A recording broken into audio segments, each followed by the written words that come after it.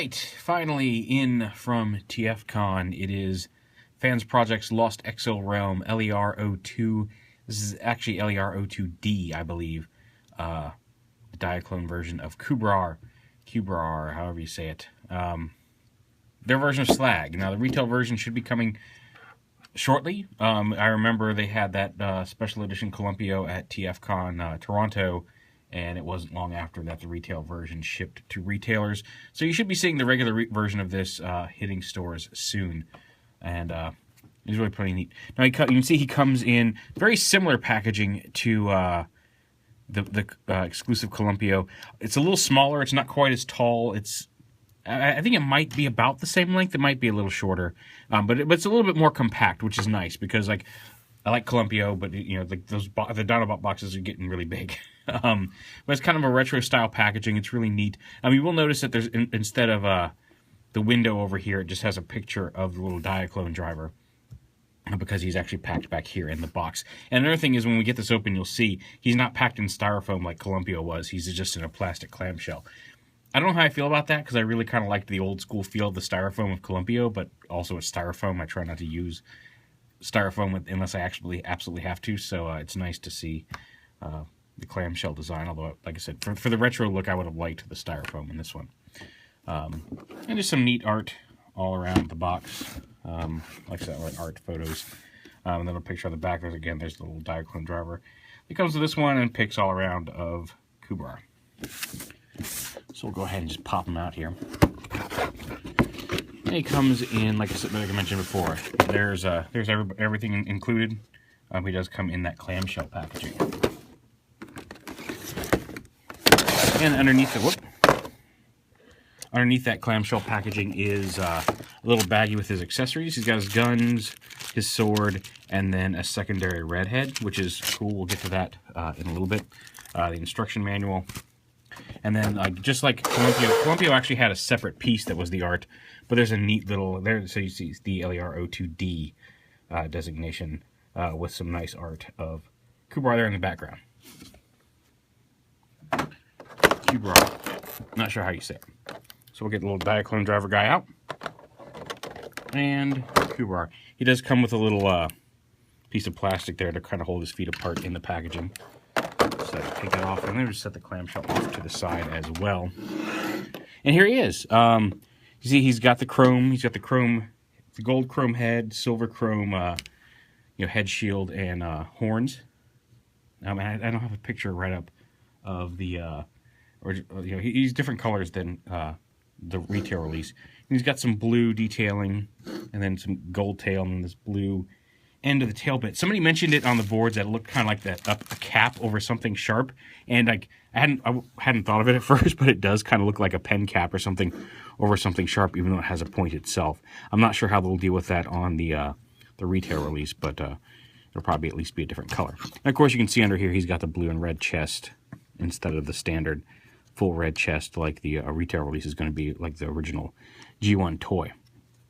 You can open up his mouth here, and he's got a little flamethrower. It's part of his head, but his robot mode head, which sits in there. But he does have a little flamethrower up here in the mouth, which is kind of cool.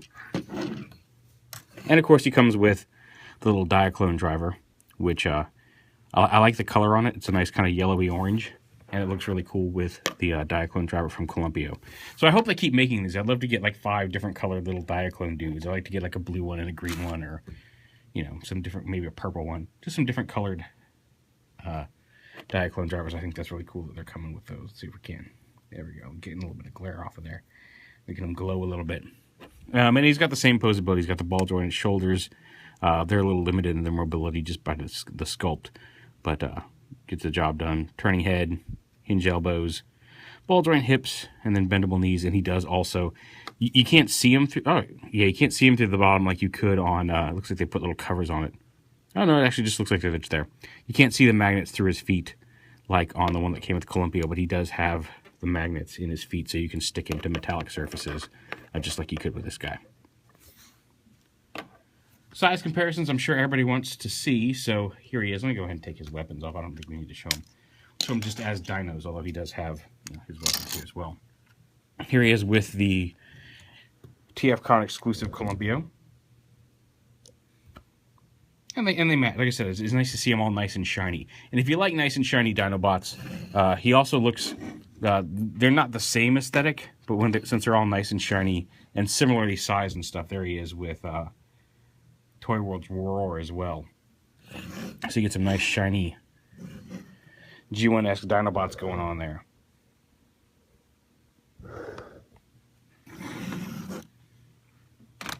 And just for the record, here he is with the standard retail release of Columpio. And you can see on that one they changed it to a more of it's a painted gold. Still a very rich, vibrant gold, but it's not the shiny chrome. And I do kind of tend to like that a little bit better. I'm definitely going to be collecting both. If they keep doing exclusives of these, I'm going to be getting them just to keep all the shiny and to get all the little Diaclone dudes. But I do really prefer the painted gold. It just looks a little richer and less fear of it chipping and things like that.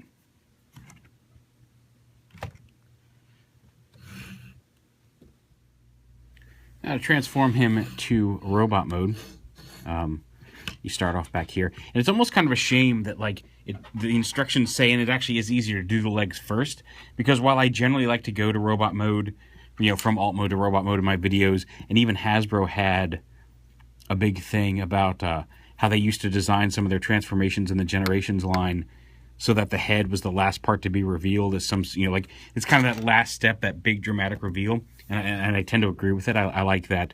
And now he's a robot coming together. It's almost a shame that the legs are first, because the legs on this thing are really, really amazing. I really love how the legs transform into robot mode on this. So basically, just to start off, we're going to pop these. Actually, we're going to pop the legs right up here, unpeg this, and bring the whole rear leg assembly out like that. And then pop these panels on either side of the tail out and around. You kind of split these open here, pull it off the top of the body. Gets a little finagly. You actually have to, there's a couple little angled tabs up here you also have to get undone, so you unpeg those. That'll free up the legs and get you some room to maneuver here. Get the tail up. There, get the tail up like that, and you can bring the legs down and around. And it takes a little bit of finagling to get everything past each other, but it's possible. Just to catch, see, this one's to catch on the, here we go, okay. Pull that back down, get that open a little bit so it doesn't catch on the waist pieces here. Bring the whole thing down and around. We'll just leave the tail up there for right now. And here's where it gets neat, because the leg piece, there's actually two hinges here. There's a main hinge and then a smaller hinge. And you want to make sure to kind of bend it at a 90-degree angle at that smaller hinge to fold this up into here.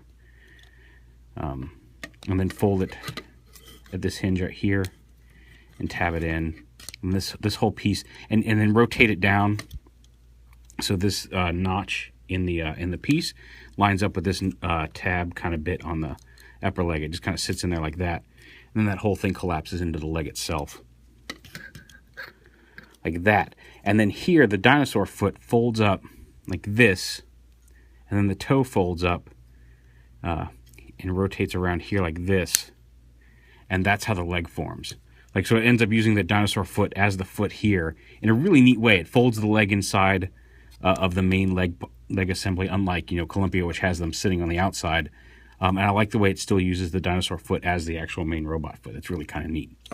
And then this little piece right here forms a heel spur, obviously. So it's just a matter of getting all that lined up. Close that, and then you can fold this back down. You can see it doesn't latch, but it does have a little tab here that goes into a groove to hold that in place. And do the same thing on the other side. So again, remember to fold it at that secondary hinge down here. Like that. If you don't have that folded properly, it'll sit just a little too high and it'll be really frustrating. So fold that down. Bring this around. Bring it so the notch goes right in there. And it's, yeah, again, see, there's a couple little tabs in here, or clips in here that are going to tab into these slots. And if you don't bend it at this hinge, at that little lower hinge, it'll sit too high and it won't snap into place. So you want to make sure you get that in there, and you want to make sure that these little tabs here inside the leg right here clip onto these little indentations in the leg there. So make sure to snap that all the way in. Also make sure, there we go. Make sure everything gets lined up just right. Come on. There we go. And then it's locked all the way in. Then bring the foot up. And flip it over like that. And just fold that down. Close that in. And it really gives them nice, solid, fully filled legs. And like I said, I really like how those dinosaur feet become the robot mode feet. And like I said, it's a shame that that's like the first thing you do in the transformation, because I think that's just awesome. And then these little pieces right here lift up and rotate around to form the kneecaps. Can also be the little seat for the Diaclone guy here. And then up here, I'm going to pull the halves of the dinosaur shell apart there. Actually, yeah, and then open up these side panels here on the back. We have to finagle them a little bit to get past the head shield, head crest. Come here. There we go. There we go. I was pulling too far down. That was the problem. Come on, you. There we go. Fold those back. And then the tail. He does have a waist. His waist on mine's a little loose. It's fixed by the fact that the tail actually locks in up here. And what you want to do is fold this tail. You can see there's a little gap here in it. You got to kind of squeeze it all the way around so it sticks up like that. And then it pegs in these two back panels here. I have a little peg that pegs into the side of the tail. When you get it all lined up right, just like that. And that locks the tail in place there on the back. Which does, unfortunately, lock the hip assembly. You can just unpeg it if you want some motion there, although it does still make it a little awkward having that giant tail hanging off the back. These arm panels rotate up, so you see the red part on the front. And this whole assembly splits open, kind of at an angle. You want to open it up so it's kind of almost making a upside down V shape to fit this piece. And this piece comes up in, and then you tab. There's a couple of tabs on the side here that are going to peg onto the inside of this. You get it all lined up right, so it's going to lock all that together right there. Come up a little higher for the top part of him. And then up here, you open the dinosaur mouth, and the whole head and neck assembly comes down. Now there is a little tab on the underside of the jaw that kind of slits into the slot here inside the black bit. And to get it lined up, it can be kind of tricky to get it lined up. You kind of have to line it up, push the dinosaur head back, and then push it down and in. But it will lock pretty securely when you get it all lined up right. It's not like a latching tab, but it does hold really well if you get it all lined up just right. And then there's a little flamethrower from dinosaur mode, which you can flip down to give him a gun face like lockdown if you want. But then you just flip that behind his head, and there it is. And then we just got to work on the arms here. And there's a little panel here on the top of the paw. You lift that up, you fold this all the way down and under, and that will pop the fist out automatically, which is nice. And then you just fold this down to snap into the gap that opens up and rotate the fist. He does have wrist rotation on this one, which is cool. And then you just grab that leg and see it's kind of in a U shape here between these two dots. Just extend that down, and that gives him his elbows. Same over here. And there you have him in robot mode. And it's a pretty beefy, stocky robot mode. The horns are if you don't want them sticking up, you can rotate the horns down next to his head. It's entirely personal preference. I really like the way the head crest sits on the shoulders here. I think that's a really neat look. I think if I had any complaint, I wish you could take the Triceratops head and maybe pull it down and back a little lower behind his head. But that's a very slag-looking robot. Now, granted, this is the blue Diaclone version, so he doesn't look quite like slag. But there it is. I can hold a sword, open up his hand, plug a sword in. Come on, sword. Why you gotta be hating? Alright, whatever. There we go. Let's push it through that way. So he's got a sword. Now the guns, he can hold them by the handles like this. There are also pegs on either side. A lot of the promo shots have the two guns pegged into either side of his arm. And so we'll hook them in like that. So you can give him some arm weapons. And of course, and I think can they fit in that one? No. They can store back here on his wings as well if you don't want to If you just want to have them hold one as a pistol, they store back here, either facing up or down, your preference, right there on the wings. If you want to give him just a single pistol here. And he actually holds them much better than Columpio. He's got a much better grip on them than Columpio did. A quick size comparison in robot mode here. All right, so there's CUBRAR. Here he is with the previous exclusive Columpio.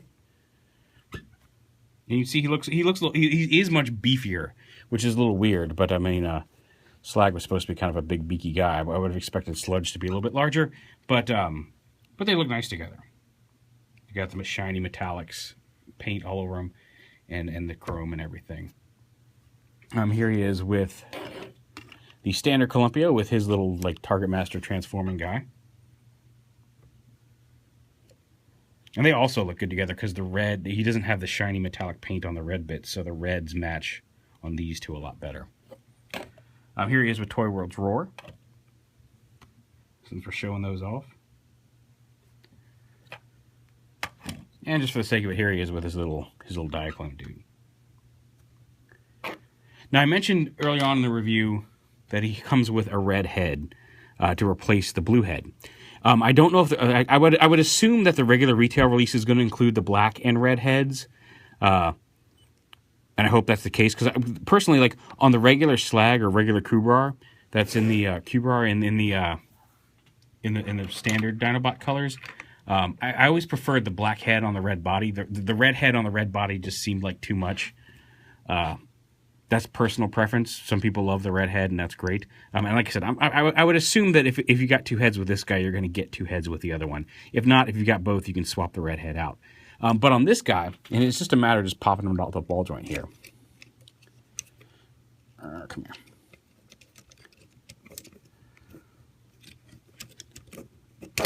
Pop that one off the ball joint, pop the red one back on. Popping the head back on is the part that can be a pain. Yeah, because it's on a hinge there, so you gotta snap it into place. Let's get him all plugged back in here. But the red head on this blue body, I think, really looks amazing. I'm a big fan of the red head on this body. I think it really pops, and it makes it look a little cooler. So I'm very glad they stuck that in there because I think that just looks. I love the blue as well, but I think that red head on this blue body just really looks gorgeous. So yeah, there is the FansProject LER Lost Exo Realm LER-02D, the Diaclone version of CUBRAR from TFCon Toronto. Or TFCon Chicago. My apologies. I think the stock they had at the show did sell out fairly quickly. I do not know what the stock levels are like on this. I don't know if it's going to show up at like ages 3 and up or any of the other stores after the fact. I just don't know. It's possible. But the retail version should be hitting stores any day now. And like I said, I like Columpio. I really love the aesthetics of what they're doing with this line. This guy's ace. I love his leg transformation. I love the blue body with the red head, and I'm really looking forward now to the retail release of the regular Slag or CUBRAR. But there you go. Definitely recommend it if you can get a version of this mold.